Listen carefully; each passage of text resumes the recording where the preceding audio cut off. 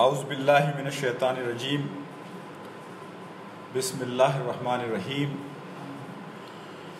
انا نحن نزلنا الذکر وانا لہ لحافظون بعد اعوذ باللہ من الشیطان الرجیم بسم اللہ الرحمن الرحیم الیوم اکملت لکم دینکم واتممت علیکم نعمتی وردیت لکم الاسلام دینا بعد اعوذ باللہ من الشیطان الرجیم بسم اللہ الرحمن الرحیم والذی ارسل رسولہ بالہدی ودین الحق لیظہرہ علی الدین کلہ ولو کرہ المشرکون۔ پروگرام کے شروع میں اللہ سے دعا کرتا ہوں رب اشرح لی صدری ویسر لی امری واحلل عقدۃ من لسانی یفقہوا قولی، کہ اللہ میری زبان میں وہ طاقت دے کہ میں اپنی بات کر سکوں اور موضوع کا حق ادا کر سکوں، اور اللہ سے دعا کرتا ہوں کہ ہمیں اس محفل میں اس روشنی کو دیکھنے کا موقع فراہم کرے کہ جس روشنی کو دکھانے کی سید مولانا مودودی رحمۃ اللہ علیہ نے پوری زندگی کی کوشش کی۔ حقیقت یہ ہے کہ مولانا نے ہمیں سوچنے کے انداز سکھائے۔ مولانا ایک مرتبہ کسی تعلیمی ادارے میں مدرس کی حیثیت سے، معلم کی حیثیت سے گئے اور انہوں نے اپنے طالب علموں کو کہا کہ دیکھو میں تمہیں کتاب نہیں سبجیکٹ پڑھاؤں گا، میں کتابوں کا قائل نہیں ہوں، تو میں تمہیں تصور دوں گا، میں تمہیں آؤٹ آف دا باکس سوچنے کے انداز سکھاؤں گا، تمہیں سوچوں کے دائرے انٹروڈیوس کراؤں گا۔ تو مولانا مودودی کا کمال یہ ہے کہ مولانا نے انسان کی سوچوں کو کہ جو بہت محدود دائروں میں گھومتی تھی، ان سوچوں کو ایک لامحدود دائرے فراہم کیے۔ یہ سب سے بڑا کمال ہے مولانا کا،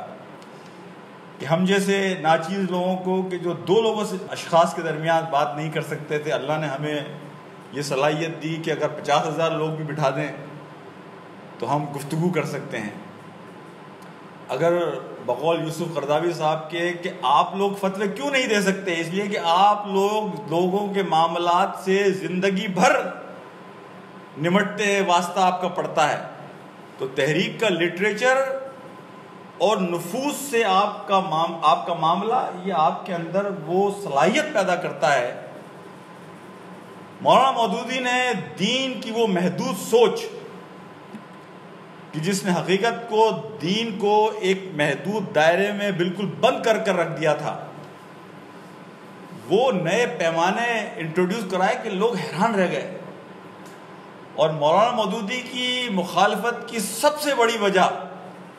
ہمارے علمی سرکلز میں یہی رہی۔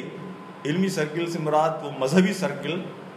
اس لیے کہ مولانا نے اس لگی بندی سوچ کو چیلنج کیا۔ مولانا نے وہ نئی سوچ دی کہ آج کے حوالے سے، آج کے دائرے میں رہ کر بات کرو۔ میں آپ کو دو مثالیں دیتا ہوں مولانا مودودی کے فتووں کے حوالے سے۔ مولانا کے سامنے ایک مسئلہ آیا کہ دو بہنیں ہیں اور دونوں کا جسم آپس میں جڑا ہوا ہے، اب ان کے نکاح کی کیا صورت کی جائے؟ ہمارے جو روایتی انداز ہیں سوچنے کے، اس میں لوگوں نے کہا کہ دو بہنوں سے نکاح تو جائز ہی نہیں ہے، لہٰذا اچھا اس میں یہ دیکھیں کوئی بھی حل آپ اس مسئلے کا نکالیں، اس میں قباحتیں ہوں گی، اس میں گرے زون ہوگا، اس میں کچھ چیزیں ایسی آپ کو قبول کرنی پڑیں گی جو عام حالات میں ناقابل قبول ہے، لیکن اصل چیز یہ ہے کہ آپ کے پاس ایک گیون سچویشن ہے اور اس سچویشن کا آپ کو بہترین حل نکالنا ہے۔ اسی کا نام حکمت ہے کہ جو وسائل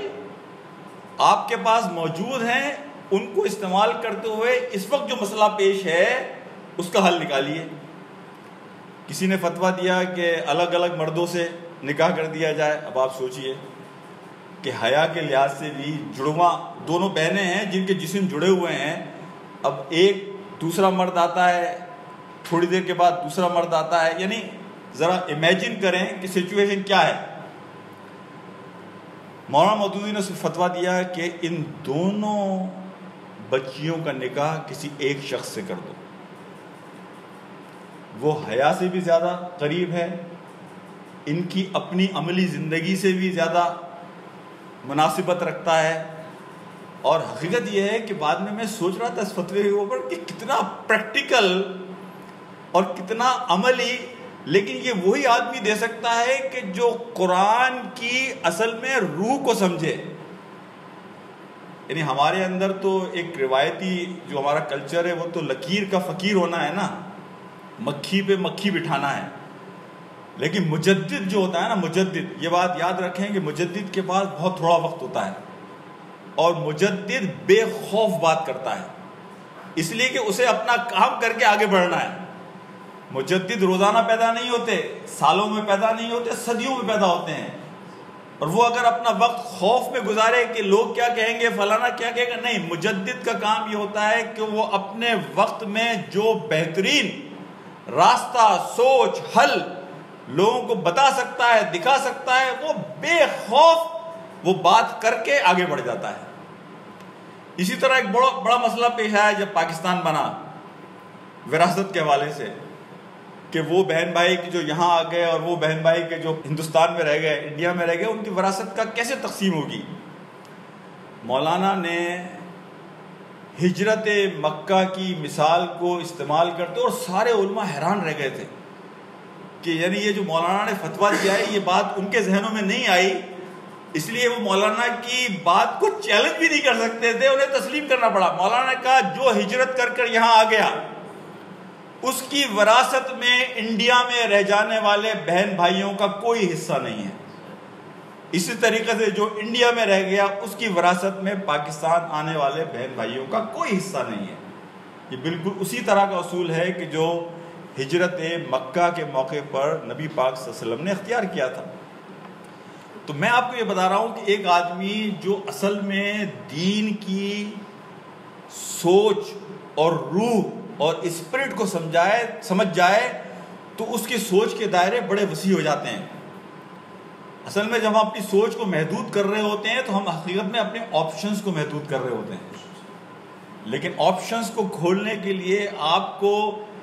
یہ بات سمجھنی چاہیے کہ جو بات کہی گئی ہے یہ کیوں کہی گئی ہے، مقصد کیا ہے. تو لہذا مولانا مودودی رحمۃ اللہ علیہ کا یہ کمال کہ مولانا نے ہمیں اصل میں سوچ دی، سوچنے کے انداز دیے، سوچنے کے نئے دائرے دیے، ہمت دی کہ ہم جیسا جاہل آدمی بھی کھڑے ہو کر دین پر بات کر سکے. بخدا ہم کسی مدرسے میں نہیں پڑھے، لیکن آپ تحریک کے کسی بھی ساتھی کو آپ کھڑا کر دیں، کسی موضوع کے اوپر اس سے گفتگو کرنے کا کہیں، الحمدللہ بڑے اعتماد کے ساتھ وہ دینی موضوعات پر گفتگو کر سکتے ہیں. اس لیے کہ یہ ہمت مولانا نے ہمیں دی کہ تم گفتگو کرو. دین وہ وراثت ہے جو ہر مسلمان کا حق ہے، یہ وہ حکمت ہے کہ جو ہر مسلمان کا حق ہے، کہ جسے اختیار کرنے کی کوشش کرنا، اس پر عمل کرنا، اس بات کو آگے بڑھانا ہر مسلمان پر فرض عین ہے. دوسری چیز جو ہمیں مولانا کی زندگی سے ملتی ہے وہ ہے محنت، قربانی. آج ہمارے اندر ایک یہ سوچ ہے کہ کام شاید بغیر قربانی کے ہو جائیں گے. مولانا مودودی کے بارے میں ان کی بیٹی لکھتی ہیں حمیرہ اپنی کتاب کے اندر کہ جب ساری دنیا سو رہی ہوتی تھی، مولانا قوم کے غم میں اور ان کے لیے فکر مندی میں اپنی راتوں کو جاگ رہے ہوتے تھے. یعنی مولانا کا یہ روٹین تھا کہ عشاء کے وقت کھانا کھانا ہے، عشاء سے پہلے، اور عشاء کے بعد جب بیٹھنا ہے تو فجر کی اذان تک اپنے قلم سے وہ ساری سوچ کاغذ پر منتقل کرنی ہے کہ جو حقیقت میں آپ کو بتاؤں کہ کچھ لوگ ہوتے ہیں کہ جن کی اپنی سوچیں نہیں ہوتی، جس کے بارے میں ایک ٹائٹل ہم دیتے ہیں نا ڈیوائن، کہ اللہ سبحانہ و تعالیٰ ان کے دلوں اور ذہنوں میں وہ فکریں اور وہ سوچیں وہ ڈالتا ہے. مولانا مودودی سے کسی نے پوچھا کہ مولانا یہ آپ کی تحریر میں اتنی روانی کیسے ہے؟ یعنی انسان جب سوچتا ہے، وہ تو احمد جاوید صاحب نے بھی اس دن یہ بات کہی کہ انسان تو نقطوں کی بنیاد پہ سوچتا ہے نا. کچھ نقطے اس کے سامنے آتے ہیں، اپنی صلاحیت کے اعتبار سے آدمی جتنے نقطوں کو ملا سکتا ہے آپس میں اتنی گفتگو کر دیتا ہے. لیکن وہ آدمی باکمال ہوتا ہے کہ اسے جتنے نقطے نظر آ رہے ہیں ان سارے نقطوں کو جمع کر کے آپ کے سامنے ایک تحریر یا تقریر کی صورت پر رکھ دے، تو کسی نے مولانا سے کہا مولانا یہ کمال ہے آپ کا کہ آپ کی تحریر میں وہ روانی ہے کہ وہ آدمی حیران رہ جاتا ہے. تو مولانا کا جواب کیا تھا؟ مولانا نے کہا مجھے جب سوچ آتی ہے نا، خیال آتا ہے، تو اس کے ساتھ اس کو بیان کرنے کے الفاظ بھی اسی وقت میرے ذہن میں ساتھ آتے ہیں. یعنی سوچ اور خیال کے ساتھ الفاظ بھی اسی وقت میرے ذہن میں آ جاتے ہیں کہ جن کے ذریعے مجھے اپنی اس سوچ اور خیال کو بیان کرنا ہے. تو مجھے اس کے لیے کوئی کوشش نہیں کرنا پڑتی کہ اب یہ خیال میرے پاس آ گیا ہے تو اس کو کاغذ میں منتقل کرنے کے لیے مجھے الفاظ ڈھونڈنے ہیں. نہیں، وہ الفاظ خود بخود میرے ذہن میں اور میری سوچ میں آ چکے ہوتے ہیں. مجھے علامہ اقبال یاد آتے ہیں کہ علامہ اقبال جو یہ بات کہتے تھے کہ جب مجھ پر اشعار اترتے ہیں تو میری کیفیت بالکل مختلف ہوتی ہے، مجھے پتہ نہیں ہوتا کہ میرے اوپر کیا ہو رہا ہے. تو حقیقت یہ ہے کہ مولانا مودودی نے جو کام کیا ہے نا، انسان اگر ٹھنڈے دل سے بیٹھ کر سوچے، کسی ایک انسان سے انسانی صلاحیتوں کے ساتھ یہ سارے کام کرنا ناممکن ہے. ایک آدمی جو اتنی تحریریں لکھے، ایک آدمی جو پوری ایک تحریک اٹھا کر کھڑی کر دے، ایک آدمی جو ان تمام مخالفتوں کا بھی مقابلہ کرے کہ جو ہر سطح پر اس کے خلاف ہو رہی ہیں، اور وہ نہ صرف یہ کہ اپنے دائرے میں تحریکوں کو روشناس کرائے، بلکہ وہ ان دائروں سے نکل کر پوری دنیا میں اپنی تحریروں کے ذریعے اپنا تعارف پیش کرے. اور اس زمانے میں نہ کوئی انٹرنیٹ تھا، مولانا خود اپنی تحریروں کو لکھتے تھے. اور مولانا کا کمال یہ تھا کہ شاید کم لوگوں کو یہ بات پتا ہو کہ مولانا اپنی تحریر کو ایک مرتبہ لکھنے کے بعد کبھی اس میں کاٹ چھانٹ نہیں کرتے تھے. یعنی جو تحریر لکھتے تھے وہ فائنل ڈرافٹ ہوتا تھا کہ جو جا کر پرنٹنگ کے پاس چلا جائے، پرنٹر کے پاس چلا جائے. یہ صلاحیت جو اللہ نے انہیں دی، حقیقت میں یہ اللہ کی دی ہوئی صلاحیت تھی. اور یاد رکھیے ہمیشہ ایک بات، اگر اللہ کا بندہ مخلص بندہ ہے اور اس نے اپنے آپ کو اللہ کے حوالے کر دیا ہے تو اللہ اس کی چیزوں میں برکت ڈالتا ہے. مولانا مودودی کے حوالے سے آپ پوری دنیا میں چلے جائیں، یعنی پاکستان میں تو لوگ مولانا کے نام کو شاید اتنا نہیں جانتے، لیکن اگر آپ عرب ورلڈ کے اندر جائیں، دنیا کے باقی ملکوں کے اندر جائیں، تو آپ کو اندازہ ہوگا کہ لوگ مولانا مودودی کا وہ احترام کرتے ہیں کہ مولانا کی بیٹی سے کسی نے جدہ میں کہا کہ اگر تم چاہتی ہو کہ تمہیں پتہ چلے کہ تمہارے باپ کا مقام کیا ہے تو کبھی دمشق آؤ، ہمارے ملک شام میں، تو پھر تمہیں پتہ چلے گا کہ تمہارے باپ کا مقام کیا ہے. تو یہ اللہ نے انہیں جو مقام دیا. دیکھیں یہ بھی میں ایک بات یہاں رکھوں کہ مولانا کی تحریروں میں کہیں آپ کو میں نہیں ملے گی. مولانا کی تحریروں میں کہیں آپ کو یہ نہیں لگے گا کہ مولانا اپنے آپ کو پروجیکٹ کرنے کی کوشش کر رہے ہیں. ہم جیسے چھوٹے لوگ 2 الفاظ سیکھ جاتے ہیں تو ہم اپنی تقریروں میں 4 مرتبہ اپنی بڑائی بیان کرنے کی کوشش کرتے ہیں، ہم اپنے آپ کو بڑا ثابت کرنے کی کوشش کرتے ہیں. لیکن مولانا مودودی رحمۃ اللہ علیہ کا یہ کمال ہے کہ مولانا میں کبھی بڑا پن ان کی تحریروں میں آپ محسوس نہیں کریں گے. ہاں، جب ان کا کسی نے مقابلہ کرنے کی کوشش کی ہے فکری محاذ پر، تو مولانا نے پھر جو دلائل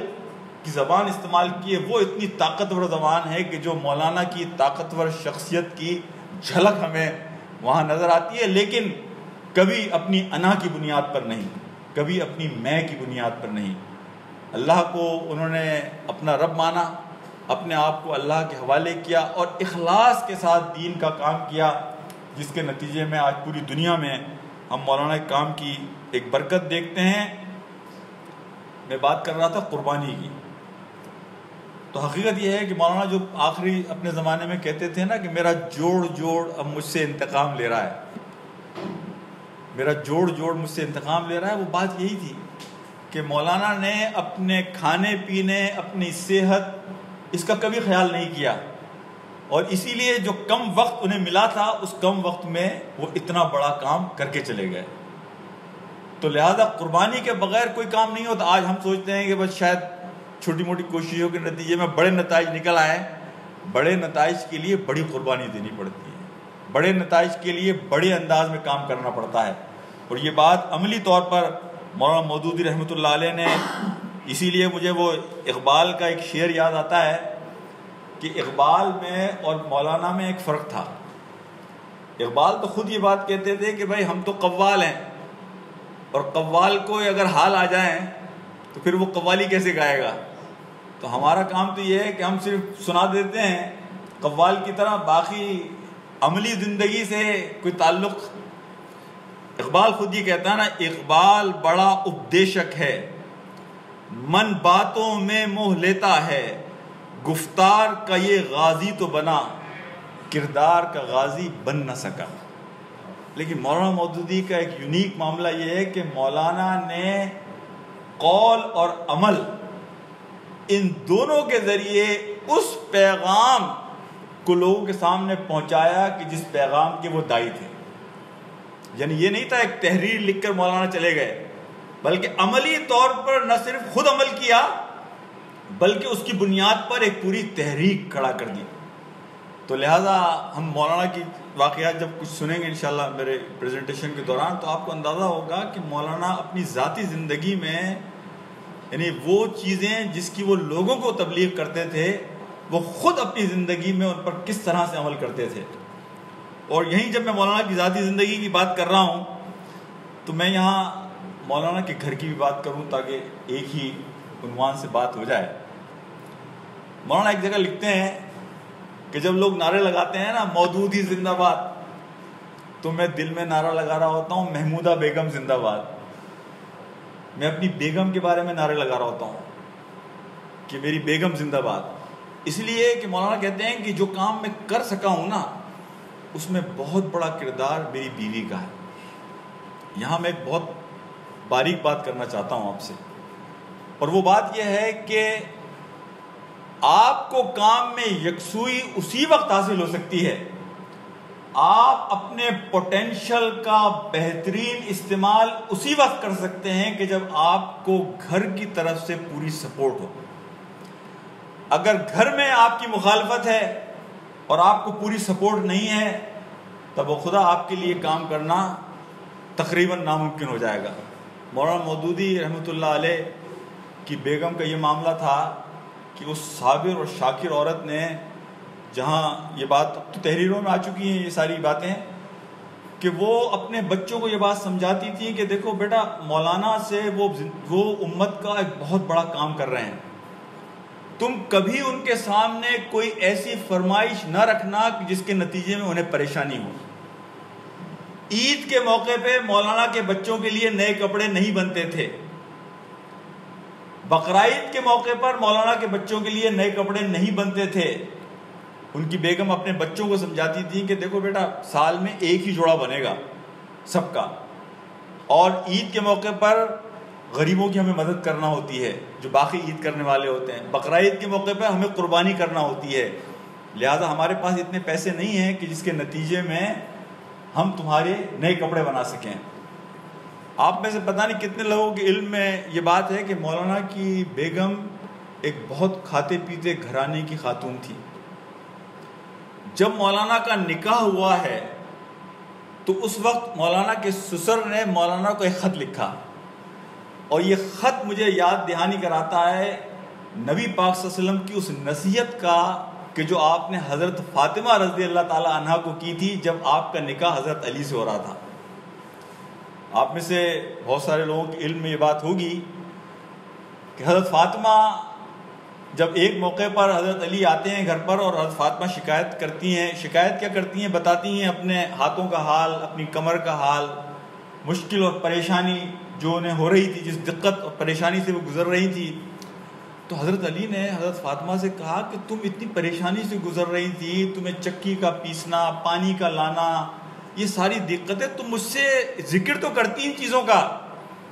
حضرت فاطمہ نے کہا کہ علی جب تم سے میرا نکاح ہو رہا تھا تو میرے باپ نے محمد صلی اللہ علیہ وسلم سے یہ بات کہی تھی کہ دیکھو علی ایک غریب آدمی ہے, تم علی کے سامنے کوئی ایسی بات نہ کرنا، کوئی ایسی پیشکش نہ کرنا، اس کے سامنے کوئی ایسی ضرورت نہ رکھنا جس کے نتیجے میں علی کو پریشانی اور مشکل ہو۔ مولانا مودودی کے سسر نے مولانا کو خط لکھا کہ میں نے اپنی بیٹی کو نصیحت کی ہے کہ بیٹا تو بڑے ناز میں پلی ہے، لیکن تو جس گھر میں جا رہی ہے شاید تجھے وہ چیزیں وہاں میسر نہ ہوں، لیکن میں تجھ سے توقع کرتا ہوں کہ تو کبھی مولانا کو اس حوالے سے پریشان نہیں کرے گی۔ بخدا اس عورت نے اپنے باپ کی ہوئی نصیحت کو آخری سانس تک نبھایا، اور یہی وجہ ہے کہ مولانا مودودی رحمۃ اللہ علیہ وہ بڑا کام کر پائے کہ جس کام کے نتیجے میں آج ہم دیکھتے ہیں کہ اس کے اثرات ہمیں پوری دنیا میں نظر آتے ہیں۔ تو یہ جو یکسوئی ہے گھر میں، حقیقت میں یہ یکسوئی بڑی اہم ہے ہمارے لیے۔ مولانا مودودی کے کاموں کی اگر فہرست میں آپ کے سامنے رکھوں، مولانا اشرف علی تھانوی رحمۃ اللہ علیہ، میں خود مولانا اشرف علی تھانوی صاحب کا بہت بڑا فین ہوں اور میں ان کو بڑا ایک مقام دیتا ہوں، لیکن میں نے آپ کو بتایا نا کہ ہمارے دینی حلقوں میں سوچ کے دائرے بڑے محدود تھے۔ مولانا اشرف علی تھانوی صاحب سے جب کسی نے سوال کیا عورتوں کی تعلیم کے بارے میں،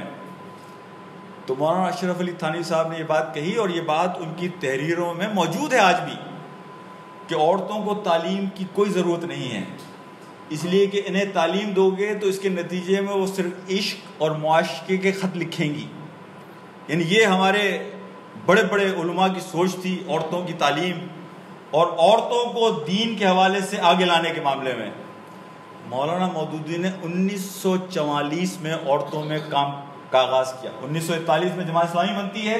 1944 میں کوئی تصور نہیں کر سکتا تھا کہ عورت درس قرآن دے گی،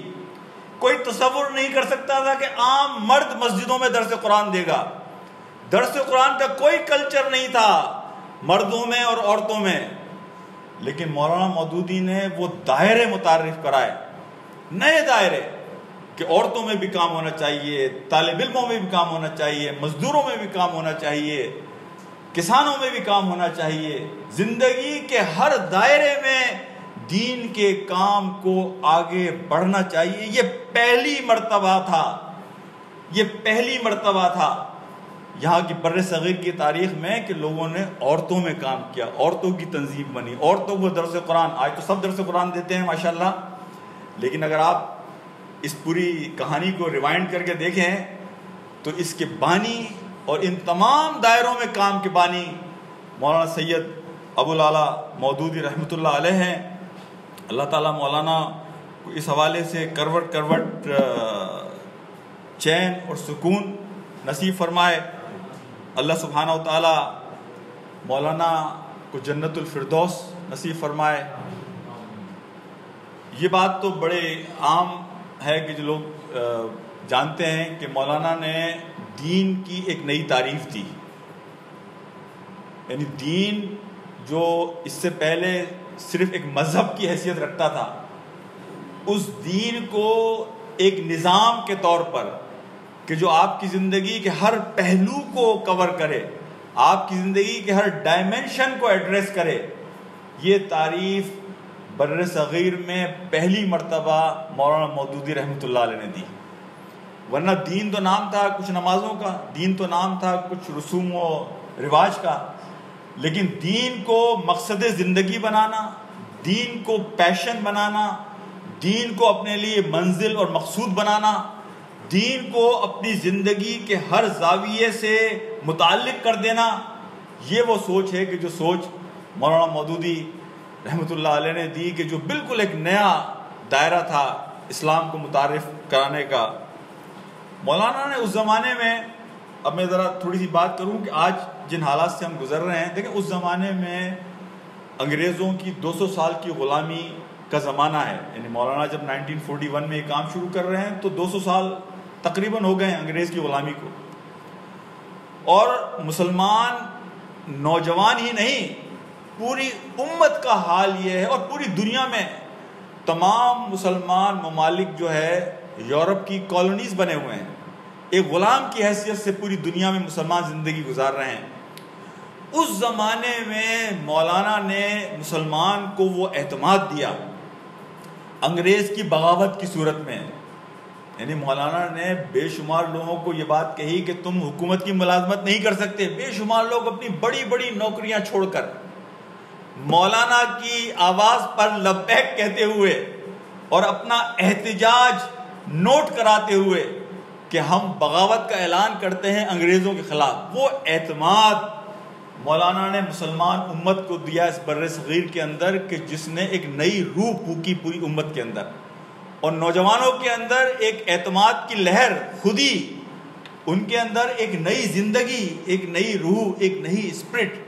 یہ مولانا مودودی کا کمال ہے کہ ان کی تحریروں نے حقیقت یہ ہے کہ بے جان لوگوں میں بھی جان ڈال دی. مولانا خود ایک موقع پہ یہ بات لکھتے ہیں کہ جب مجھے خود اپنے ایمان کو تازہ کرنے کی ضرورت ہوتی ہے اور اپنے جذبوں کو جوان کرنے کی ضرورت ہوتی ہے تو میں خود اپنی پرانی تحریریں پڑھتا ہوں. میں خود اپنی پرانی تحریریں پڑھتا ہوں. تو میں آپ سے یہاں ایک درخواست کروں گا کہ اگر ہم آج کے جن مسائل میں ہم دیکھیں ہم دوبارہ اسی سمت جا رہے ہیں, سوچوں کی غلامی, فکروں کی غلامی, اور ہماری پرواز اسی وجہ سے محدود سے محدود تر ہوتی جا رہی ہے. اپنے اندر اعتماد پیدا کرنے کے لیے, اپنی فکروں کو اس غلامی سے آزاد کرنے کے لیے, اپنی سوچوں کو بڑا کرنے کے لیے, دین کی بڑی تصویر کو دیکھنے کے لیے حقیقت یہ ہے کہ واحد راستہ یہ ہے کہ ہم سب خود مولانا کے لٹریچر کی طرف دوبارہ لوٹیں, اور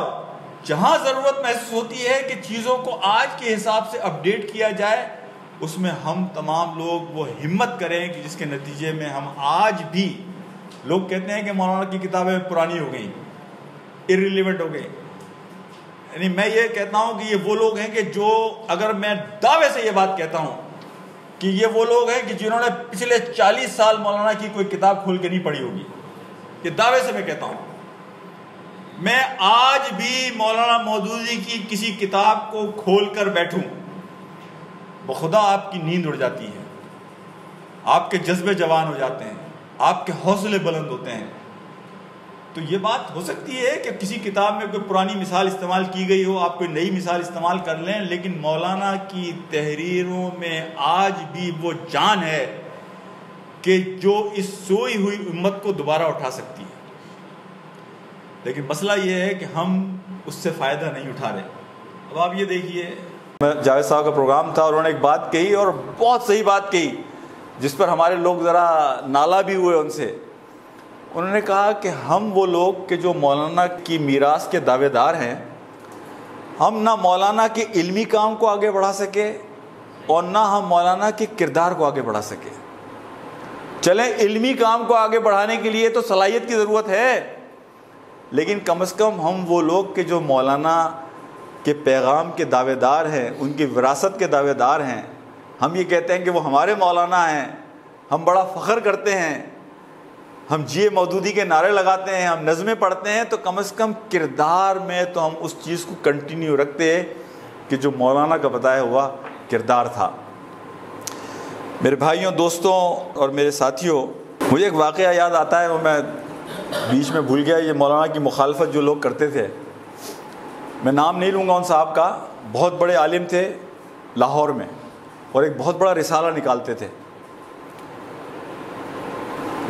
دو ان میں سے ایک صاحب جو ہے وہ وقتاً فوقتاً مولانا سے جا کر ترجمان القرآن کے کچھ آرٹیکلز مانگتے تھے, اچھرا جا کے. تو جب وہ جا کے مانگتے تھے اچھرا سے ترجمان کا آرٹیکل, تو مولانا ان سے مسکرا کے کہتے تھے کیوں بھائی مخالفت کرو گے, اس کے اوپر کوئی کیچڑ اچھالو گے؟ تو وہ کہتے تھے ہاں.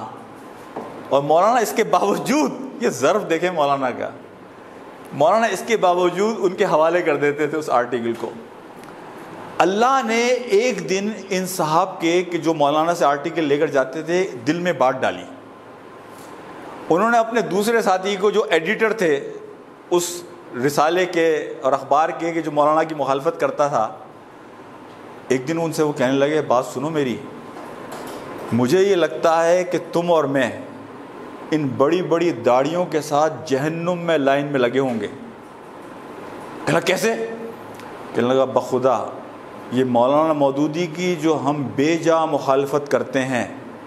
مجھے یہ لگتا ہے کہ تم اور میں دونوں جہنم کی اتنی بڑی بڑی داڑھیوں کے ساتھ جہنم کی لائن میں لگے ہوں گے۔ وہ کہنے لگے کہ اس دن ان ایڈیٹر صاحب نے توبہ کی، مولانا سے ملنے کے لیے آئے، اور اس دن کے بعد سے انہوں نے مولانا کی مخالفت بند کر دی۔ مولانا کا ایک بڑا ظرف تھا، اور دیکھیں بڑے لوگوں کا یہ ظرف ہوتا ہے، مولانا کی محفلوں میں کبھی آپ کسی کی غیبت نہیں سنیں گے۔ وہ پچھلے دنوں بھی ایک صاحب نے بات کی کہ اگر کوئی غیبت کرنے کی کوشش بھی کرتا تھا تو مولانا اسے فوری طور پہ خاموش کر دیتے، ارے بھائی آگے بڑھیے، ارے بھائی کوئی اور بات کیجیے۔ اور مولانا کبھی اپنے مخالفین کا ذکر منفی انداز میں اپنی محفلوں میں نہیں کرتے تھے، اور کبھی مولانا کا یہ اصول تھا کہ جواب در جواب، یعنی محض جواب دینا یہ مولانا کی ڈکشنری میں تھا ہی نہیں۔ ہاں، جواب اس نیت سے دینا کہ باقی لوگوں کی اصلاح ہو جائے، باقی لوگ جو اصلاح چاہتے ہیں ان کی رہنمائی ہو جائے، وہ جواب دیتے تھے، لیکن محض اس لیے کہ جناب شاہد رفیق صاحب نے ایک اعتراض کر دیا آپ ان کو جواب دے رہے ہیں، اور کل کو سہیل شارق صاحب نے اعتراض کر دیا اس پر جواب دے رہے ہیں، نہیں۔ اس لیے کہ وہ بڑے فوکسڈ آدمی تھے، انہیں پتا تھا کہ میرے پاس ایک محدود وقت ہے، اور اس محدود وقت میں مجھے بہت بڑا کام کرنا ہے۔ یہ بات یاد رکھیے کہ دنیا میں بڑے کام وہی لوگ کر پاتے ہیں کہ جو فوکسڈ ہوتے ہیں، جنہیں پتا ہوتا ہے کہ ہمیں حقیقت میں کرنا کیا ہے، لہٰذا وہ تمام ڈسٹریکشن سے کہ جو انسان کو مختلف سمتوں میں لے جا سکتی ہیں، ان سے اپنے آپ کو بچا کر اپنی اصل سمت کی جانب بڑھتے چلے جاتے ہیں۔ یہاں میں ایک اور بات آپ کے سامنے رکھوں کہ مولانا مودودی نے حقیقت میں ہمارے سامنے ایک عملی خاکہ، ایک عملی نمونہ پیش کر دیا دین کا، کہ اس دین کی ڈائریکشن کیا ہونی چاہیے، اس دین کو اگر دوبارہ آپ کو ریوائیو کرنا ہے تو اس کی بنیادیں کیا ہو سکتی ہیں اور اس کا راستہ کون سا ہے۔ مولانا نے جو سورہ صف کی آیت ہے ہمیں آواز دی، من انصاری اللہ۔ ہم میں سے بے شمار لوگ کہ جو شروع میں جماعت کے ساتھ داخل ہوئے، ان کی آواز میں انہوں نے جو جواب دیا نحن انصار اللہ، حقیقت میں اس میں سنسیئرٹی تھی، اس میں اخلاص تھا، اس میں ڈیووشن تھا۔ جب مولانا نے آواز دی کہ تم میں کون ہے کہ جو اللہ کا دوست ہے، اللہ کا مددگار بن سکتا ہے، تو مولانا کے اول ساتھیوں میں وہ لوگ تھے جنہوں نے اخلاص کے ساتھ اپنا سب کچھ دین کے حوالے کر اپنے آپ کو مولانا کی اس تحریک کے حوالے کیا۔ مجھے یاد ہے کہ ہماری شورا کی ایک میٹنگ تھی میاں طفیل محمد صاحب کے ساتھ منصورہ میں، تو نعیم صدیقی صاحب سامنے سے گزر کے جا رہے تھے۔ نعیم صدیقی صاحب کو آپ میں سے پتہ نہیں کتنے لوگوں نے دیکھا ہے،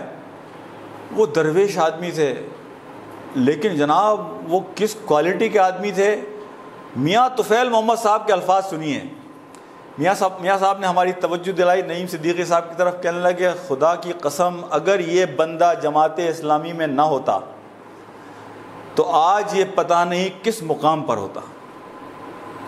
جماعت اسلامی کے اندر وہ درویشوں کی طرح، بالکل فقیروں کی طرح، غریب مسکین کی طرح منصورہ میں گھومتے رہتے تھے۔ وہی ان کا چوڑی دار پاجامہ تھا، پھٹا پرانا کپڑا تھا، بڑے ایک درویش حالت کے اندر۔ جنہوں نے نعیم صدیقی صاحب کو دیکھا ہے تو واللہ یہ وہ لوگ تھے کہ جنہوں نے اخلاص کے ساتھ اپنا سب کچھ جماعت اسلامی کے حوالے کیا۔ مجھے یاد ہے وہ پروگرام کہ جس میں قاضی حسین احمد صاحب نے حلف لیا، اور آپ سب نے وہ کلپ دیکھا ہوگا۔ کون آدمی ہے کہ جو اس کلپ کو دیکھنے کے بعد بے قطار اپنی آنکھوں سے بہنے والے آنسوؤں کو روک سکتا ہے، جس میں مولانا میاں صاحب نے کہا کہ جس دن میں نے مولانا مودودی کے ساتھ آواز میں آواز ملانے کا فیصلہ کیا تھا، میں یہ سمجھ گیا تھا کہ مولانا مودودی جو کام کر رہے ہیں یہ 100%، 99% نہیں، 98% نہیں، یہ 100% وہی کام ہے جس کام کے لیے نبی محترم صلی اللہ علیہ وسلم اس دنیا میں تشریف لائے تھے۔ اور وہ دن کہ جس دن میں نے مولانا کا ساتھ دینے کا فیصلہ کیا تھا، میں نے یہ فیصلہ کیا تھا کوئی مولانا کے ساتھ آئے یا نہ آئے، لیکن میں مولانا مودودی کا ساتھ کبھی نہیں چھوڑوں گا۔ اور میاں صاحب کہنے لگے جب مولانا کا انتقال ہوا تو میں نے روتی آنکھوں کے ساتھ مولانا کو مخاطب کر کے یہ کہا کہ مولانا آپ ہی مجھے چھوڑ کے چلے گئے لیکن میں نے آپ کو نہیں چھوڑا۔ میاں صاحب کہتے ہیں کہ 17 اپریل 1944 مجھے ذمہ داری دی گئی قیم جماعت کی، لیکن وہ دن ہے اور آج کا دن، یعنی جس دن وہ کھڑے ہوئے تھے یہ تقریر کر رہے ہیں، یہ تقریباً آپ سمجھ لیں کہ 60-65 سال کی بات ہے، مسجد میں وہ اللہ کو گواہ کر کے یہ بات کہتے ہیں کہ اس دن سے آج تک ایک دن میں نے اپنے ذاتی کاموں، اپنے ذاتی زندگی کے حوالے سے بسر نہیں کیا۔ مسجد میں اللہ کو گواہ کر کے یہ بات کہہ رہے ہیں وہ روتے ہوئے کہ ایک دن ایسا نہیں تھا کہ میں نے اپنی ذاتی زندگی اور اپنے ذاتی کاموں کے لیے صرف کیا ہو، کہ جو وعدہ میں نے مولانا سے کیا تھا کہ نحنو انصار اللہ، کہ ہم اللہ کے مددگار ہیں، ہم اللہ کے ساتھی ہیں، ہم اللہ کے سپاہی ہیں، تو ہم نے آخری سانس تک اس وعدے کو نبھایا۔ میں اللہ سے دعا کرتا ہوں کہ اللہ ہمیں یہ توفیق دے کہ ہماری زندگی میں جو وقت باقی ہے، سب سے بڑی بات یہ ہے کہ آپ دعا کیا کریں اللہ سے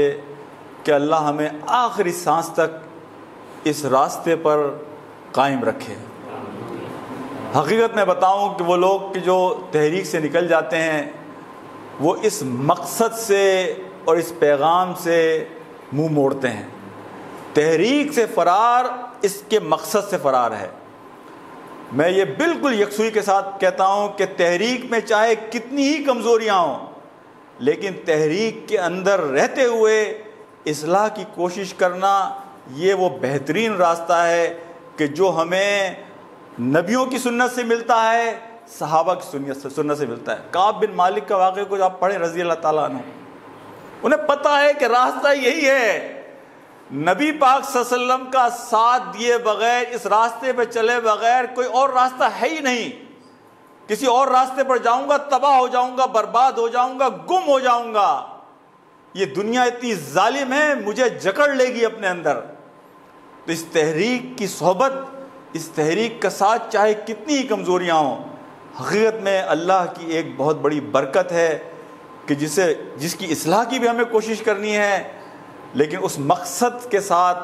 جڑے رہنا ہے جس مقصد کے لیے ہم نے حلف اٹھایا تھا۔ اور ہمارا حلف کسی شخصیت اور کسی جماعت کے ساتھ نہیں ہے، ہمارا حلف اس مقصد اور اس مشن کے ساتھ ہے کہ جس مشن کو لے کر میرے نبی محترم صلی اللہ علیہ وسلم آئے تھے، اور انشاءاللہ ہم اللہ سے دعا کرتے ہیں کہ اللہ ہمیں آخری سانس تک اس مشن پر چلاتا رہے۔ وآخر دعوانا ان الحمدللہ رب العالمین۔ السلام علیکم ورحمۃ اللہ وبرکاتہ۔